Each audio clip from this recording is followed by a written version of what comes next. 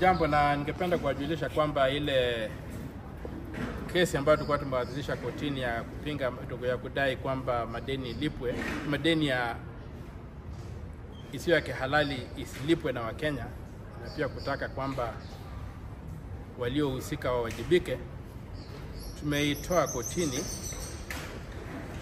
kwa sababu tulipokuwa kule kotini tumekutana na maswali ambayo haichangii kusuluhisha ile swali ili hoja vizuri. Na kwa vile ile kesi tulikuwa tumewakilisha kwenye mwaka wa 2015,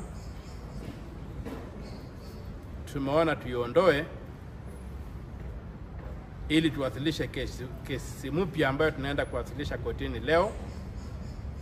Na kwa hivyo hii vita ya kusema kwamba walioiba pesa ya Wakenya ambayo ni shilingi trilioni 7 ambayo tunaandama watawajibika na hiyo pesa watalipa.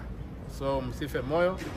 Hii ni kama ukiwa kwenye basi alafu uambiwe kuna bomu kwenye hiyo basi, hata kama hujafika kwenye unaenda unashuka njiani ili upande basi nyingine. So hilo ndio tumefanya, na tungeona hakuna haja kwenda kulipuliwa na umeshaambiwa kuna bomu kwa hiyo basi. Asanteni sana.